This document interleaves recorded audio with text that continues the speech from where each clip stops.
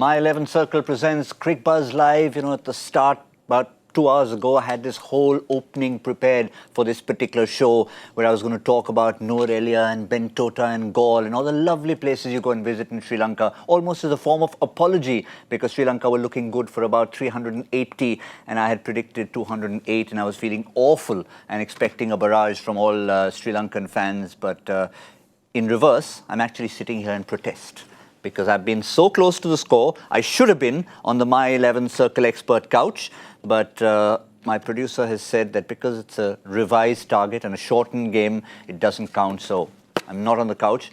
Nonetheless, I was extremely close, but I can tell you one thing, nobody expected this to happen. Definitely not my experts in the studio, Zaheer Khan, Robin Uthappa, 140 odd for one. We were looking at projected scores in the 340, 350 range. You could have said that if you lose a few wickets, you'll get to 250 maybe. But This one is a surprise.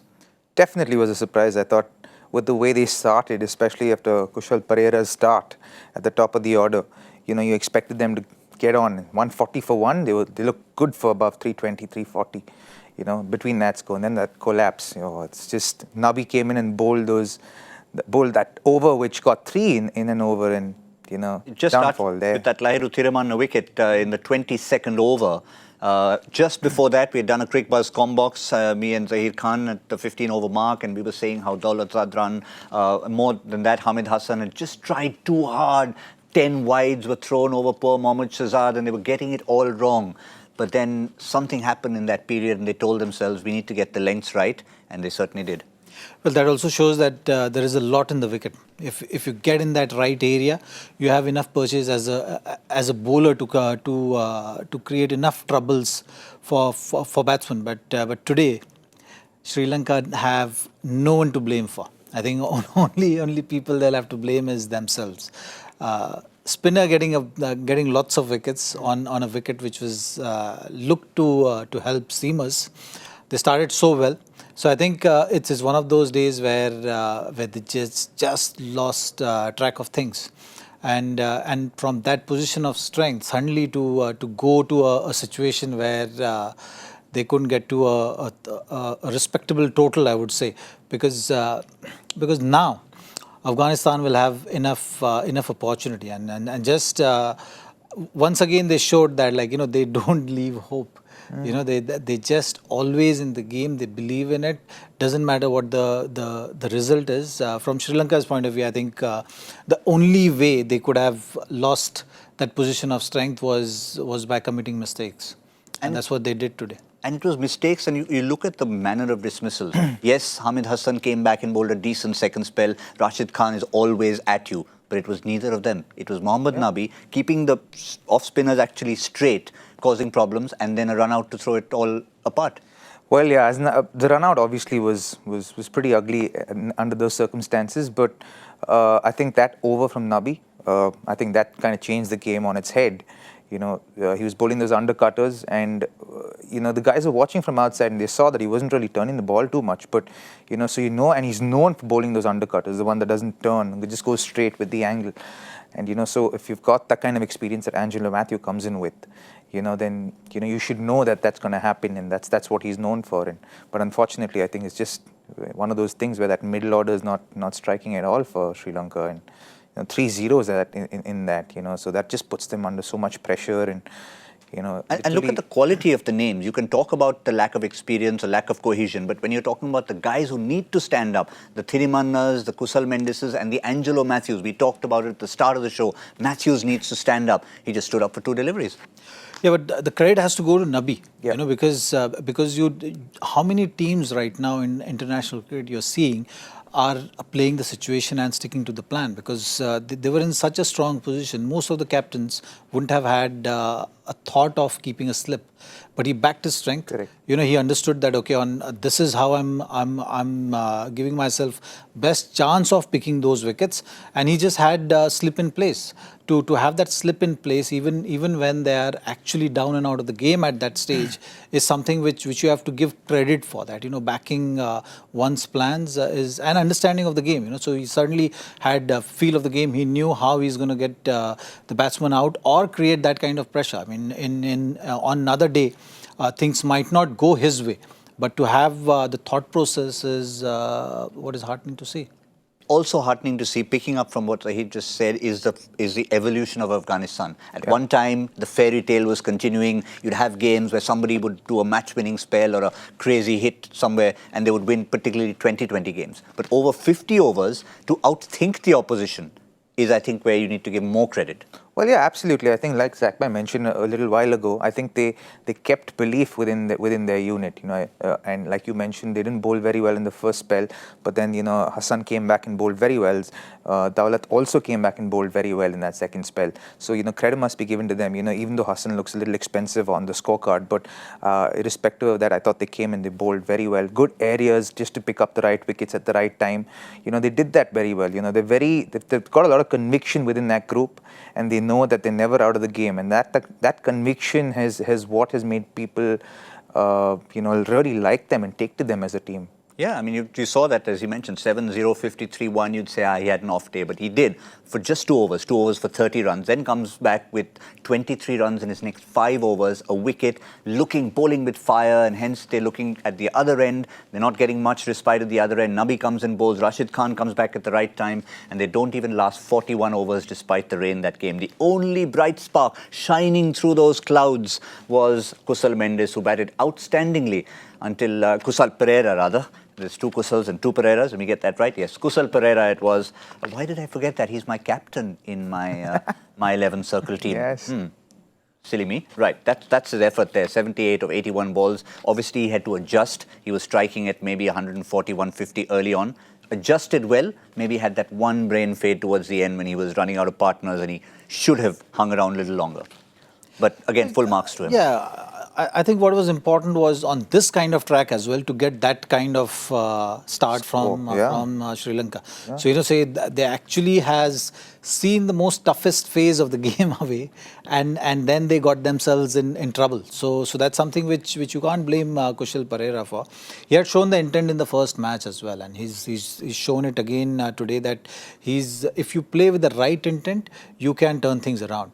From Sri Lanka's point of view now, they still have a good chance of winning this match because there is enough help in the wicket if you get the balls in the right areas. Yeah. So that's something which they should be focusing on. Shouldn't really be lingering in this kind of a change of momentum kind of a scenario. You can easily get bogged down thinking, just focusing on, we could have had 250 runs or 300 runs. Don't focus on that. You have 5 seam bowlers going in this match, so they have to do the job for your team. They have to bail the team out of this situation, and that's how you turn things. The game is not over till the time it's over. So they have to go in with the right approach, right attitude. You have the likes of Malinga as well, who has this reputation and can create that damage up front. Newen Pradeep is playing in this match, who presents a very good seam position and has shown that if there is help in the wicket, he can be a dangerous bowler to deal with. So that's something which they should go in with in terms of confidence. Isro Udana again, left armer creating that angle. If there is swing on offer, he can create all sorts of problems. You've seen that with the natural angle which left armer creates on these kind of tracks, it's not easy to deal with. So those are the things they should be focusing on. They should just take the note from the first innings that, okay, if you don't get in the right areas, you can get punished for runs. That's what they did. So now you have to make sure that, you don't fall into the same trap. Don't get too excited. Just focus on getting the percentage of deliveries higher in that good length area.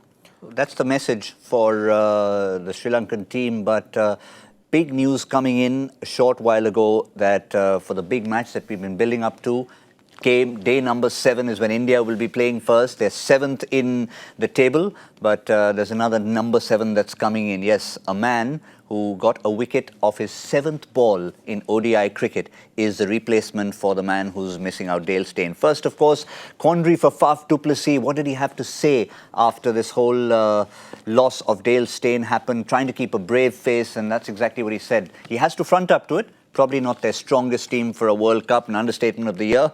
Trying to stay positive, stay strong. Seniors can't for a second get down and out. If Dale Steyn hadn't gone to the IPL, who knows how it could have been today. And we also know Virat Kohli later had showed his sympathies because he was, of course, playing alongside him. Of course, it is definitely a big blow for South Africa.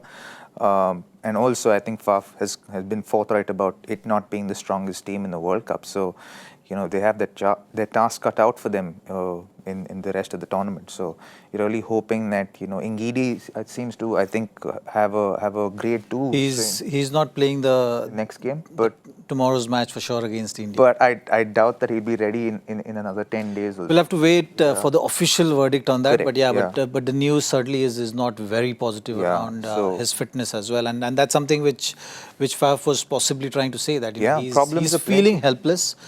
You as a captain at times, these are the tough situations. You don't know what to do. But from South Africa's point of view, I think they have to find inspiration in batting. Because they know that their weak link now is bowling.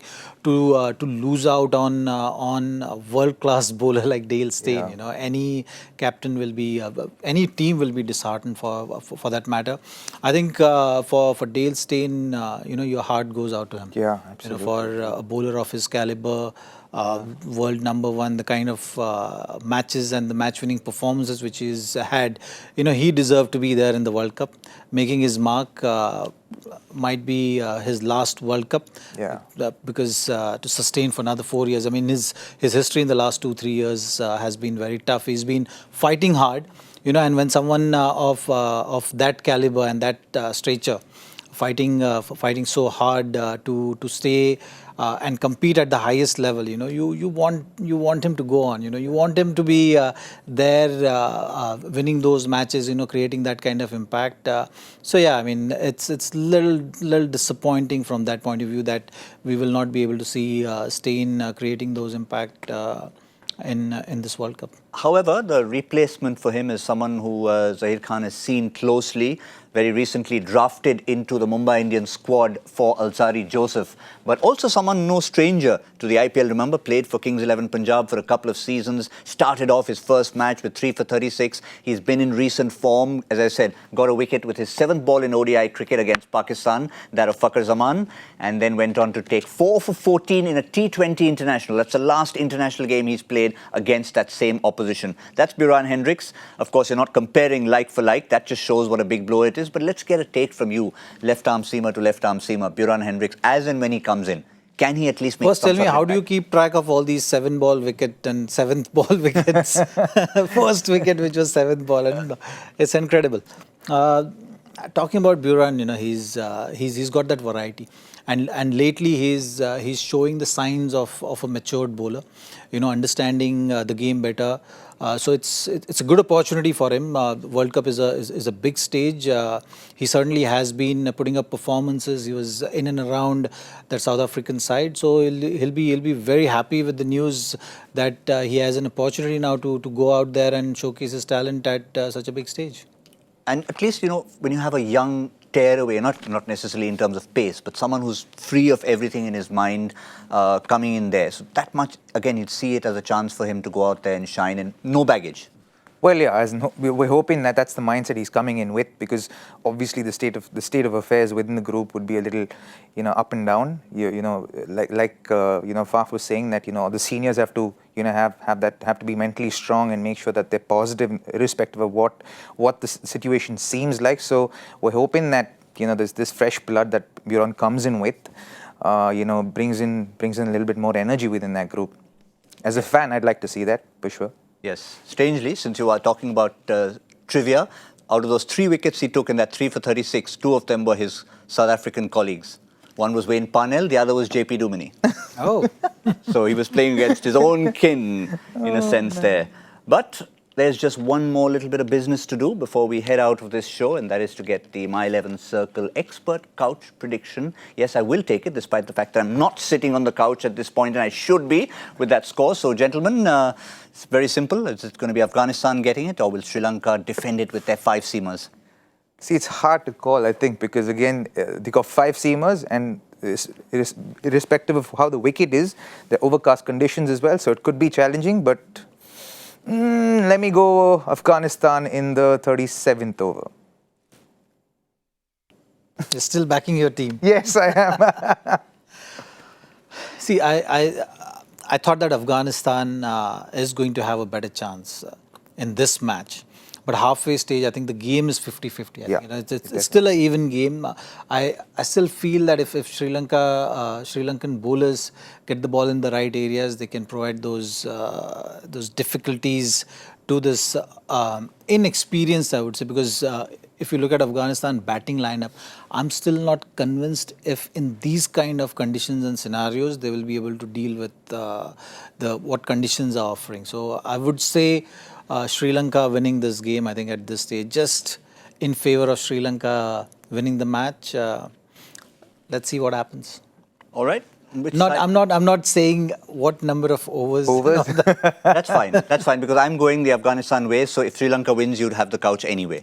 So Okay. you're lucky on that one. Yeah. I'm going to Works. stick to Afghanistan. So if you've said, what, 37 overs? 37. Yeah, so I'm going to go 33 overs because I can see if they have to win, then the only way they're going to win is if they go hard with the likes of Zaheer and MS up front after a good performance with the gloves. So that's all we have here. We're still going to stick to the 15th over. No revision as far as Duckworth Lewis' turn goes in this particular studio. 15th over for Cricbuzz Combox. And to wrap it all up, My 11th Circle presents Cricbuzz Live at the end of it all.